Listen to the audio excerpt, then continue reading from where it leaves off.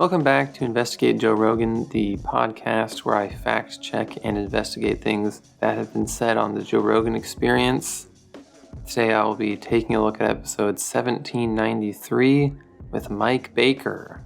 Mike Baker, ladies and gentlemen. It is that time once again. It is time for Mike Baker's monthly appearance, where he comes on the Joe Rogan Experience and he tells us that the CIA did nothing wrong, and that the government is good, and that there's nothing to worry about. And then he leaves for a while and goes back to doing whatever it is he does. Discovery Channel shows his fake company that he runs, and then he comes back and he does it all again.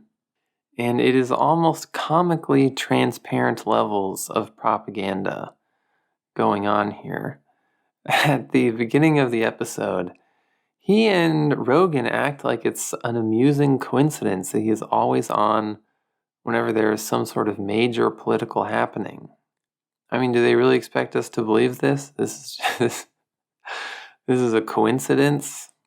The first thing I'll talk about is something I've talked about before, I believe in a Mike Baker episode, but I'm going to talk about it again because it is in the news again, you might say, and that is the effects of nuclear war. Rogan and Baker both said the nuclear war would destroy everyone, kill everyone. It would be the end of techno-industrial civilization. There would be no more, Pop-Tarts and all that sort of civilizational stuff. But this really is not true. This is a major misconception about nuclear war. Even if every single nuke on Earth was detonated, you could only destroy an amount of land about half the size of the continental US. That's it. So about 3% of the Earth's landmass could be hit with nukes. And that is a crazy hypothetical scenario where every nuke is used. In reality, if there was some kind of nuclear war, military targets would be the ones getting blasted first. And there's no real reason to think that every nuke would end up getting used for some reason. I mean, there's really no plausible scenario where that happens. Nukes also aren't as destructive as people tend to think they are. Large objects don't just get vaporized by nukes. Buildings, large parts of buildings would probably survive in all likelihood. The things, when they were testing nukes, those big scaffolding things, those would survive the nukes that they had been constructed to help detonate. So nukes don't just turn everything into a desert. When you think of the 2 nuclear bombs that have actually been dropped, watch there be a nuclear war before I even post this episode, and so that fact becomes outdated. But the 2 nukes that have actually been dropped, the reason it was so, part of the reason it was so catastrophically bad is because a lot of the buildings there were just wood. Not even the fallout would be as bad as people tend to think. Most nukes today would be burst in the air, which causes very little or no fallout. And there's just no tactical reason to not detonate them in the air anymore. That's just the more effective way of doing it. So even that wouldn't be as bad as people think.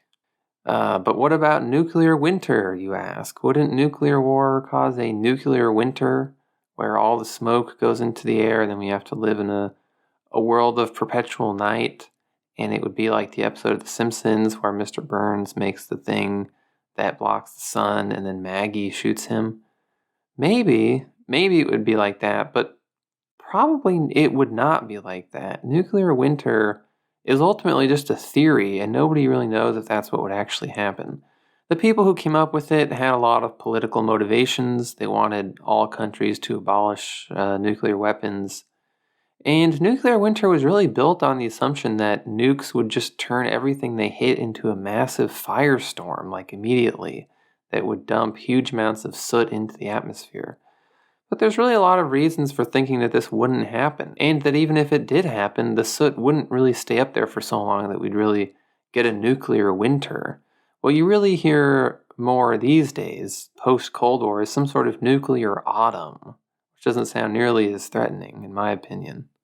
Basically, what I'm saying here is don't worry about it. An all-out nuclear war with Russia wouldn't really be that bad. If I learned that this was happening, I wouldn't even read the full article in the news. I would just see the headline and I would move on. It wouldn't even bother me.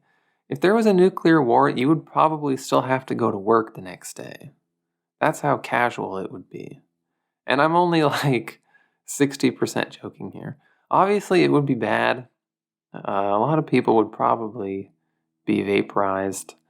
But it would not just reset everything back to pre-industrial times. Like that famous Einstein quote, or whoever said it, we fought with we fought with guns, and then I know the weapons that the past fought with, and the next war will be fought with sticks and stones. Some quote like that. That's really not true. Nuclear weapons will not send us back to the Stone Age.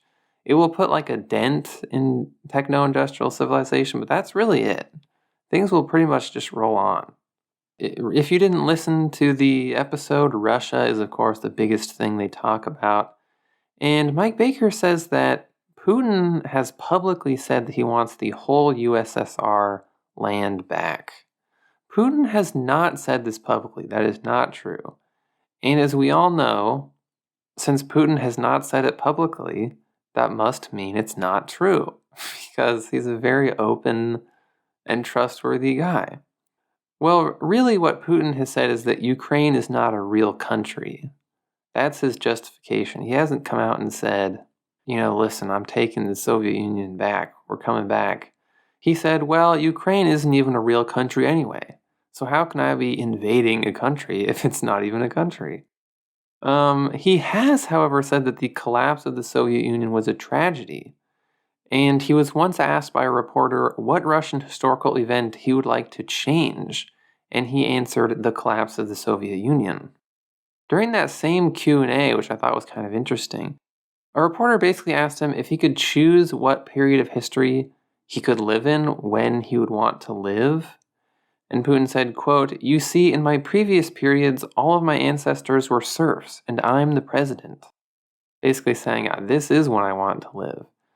And I just thought that was interesting. Now, while they were talking about Putin and whether or not he is a crazy person, Rogan slipped in a comment that I found to be very interesting. And most people probably didn't even notice this. And it's not what the episode is about in general, but I thought it was the most interesting thing he said.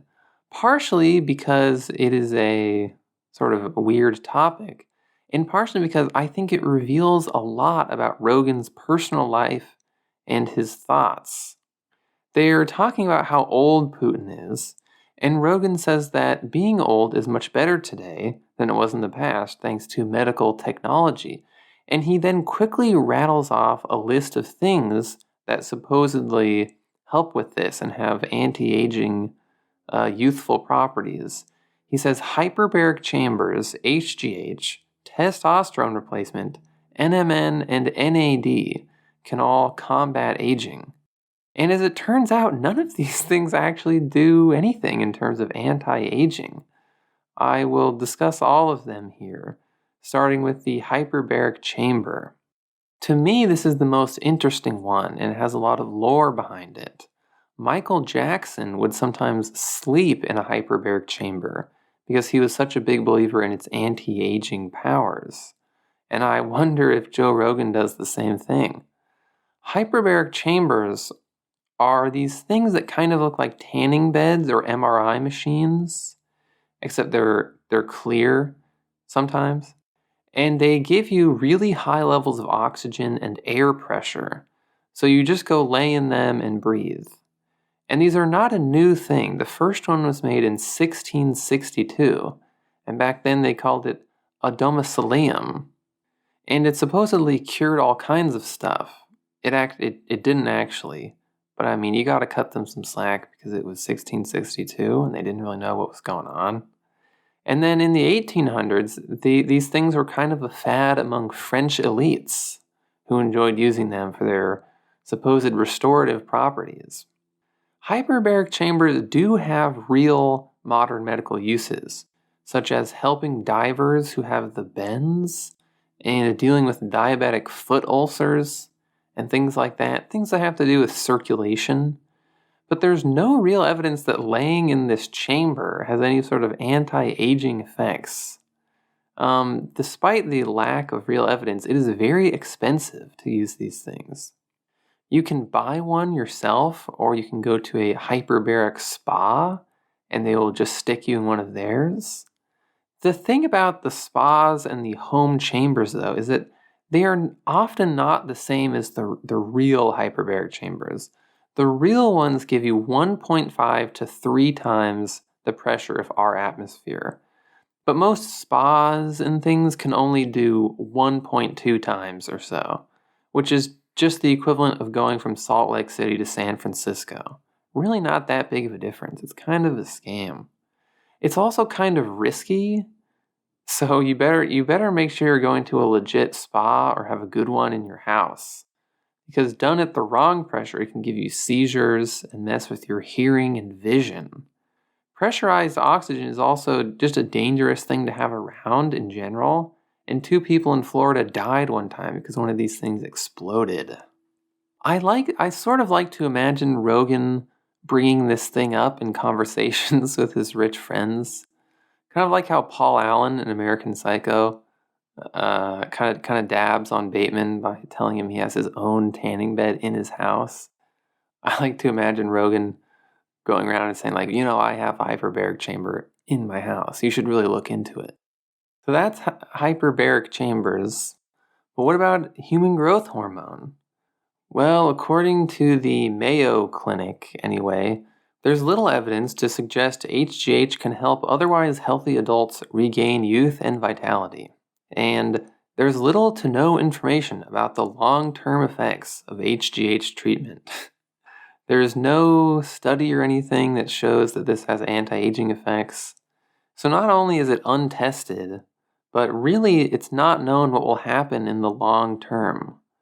Will Joe Rogan eventually look like Big Lenny from the Del Rey Misfits? If you are unaware of this man, just search Big Lenny and you will get a possible glimpse into Joe Rogan's biological future. Nobody knows if this is a real thing that can help with aging. This is also illegal, by the way. It is illegal to prescribe HGH for anti-aging purposes. What about testosterone? Will just pumping yourself full of test cause you to age slower? No, not really. Again, according to the Mayo Clinic, quote, although some men believe they feel younger and more vigorous if they take testosterone medications, there's little evidence to support the use of testosterone in otherwise healthy men. Guidelines from the American College of Physicians indicate that testosterone therapy might improve sexual function somewhat in some men, but there's little evidence that it improves other functions such as vitality and energy. Test also comes with some pretty serious known risks. I mean, if you're into lifting at all, you've probably already heard this. But shooting yourself with some test can give you acne or other skin reactions, benign prostatic hyperplasia, growth of existing prostate cancer, enlarging your breasts, shrinking your testicles, and it can even cause blood clots. So maybe don't take testosterone if you're trying to avoid getting wrinkles. You should take it though if you're trying to get huge. That's kind of a must, frankly. So then what about Nmn and NAD? Well, Nmn, aka nicotinamide mononucleotide, belongs in the needs more research category. It's sort of a maybe. There's no really serious evidence that MNN or NAD really do anything. There's all sorts of supplements you can take. It's not like test or HGH where it could have possibly very negative consequences, but there's not a real strong reason to take it. So basically, there's really no serious reason for thinking that any of these anti-aging medicines do that at all. And all right, I know nobody wants to talk about COVID anymore. I'm glad that there's not really a unending COVID talk on JRE, but I cannot help but point this out, that this sort of irony or hypocrisy, either way, that Rogan is willing to take all of this stuff, which has never been studied in a serious way. He's willing to take HGH and testosterone for who knows how long, but the vaccine is simply too experimental for him. I mean, look, I don't see how anyone can still pretend that Rogan arrived at his vaccine opinions through some sort of objective way. It was clearly more of a political thing, in my opinion. But back to politics in Russia, which is what this episode was actually about, believe it or not.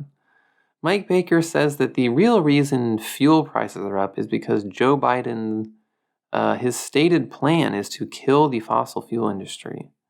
Now, this is kind of true. It is true that Biden's stated plan is to do that. In a sort of town hall Q&A thing, he said, quote, "Kiddo," that is part of the quote. He said, "Kiddo, I want you to look at my eyes. I guarantee you, we're going to end fossil fuel."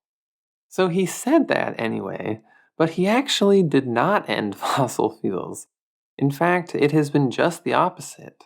Under Biden, U.S. oil production hit an all-time high of roughly 13,000 barrels per day. So this is not why gas prices are going up, in case you're wondering. Mike Baker also says that there's no way Ukraine would have ever gotten into NATO. Obviously, this is sort of the America line here, I guess, the CIA line.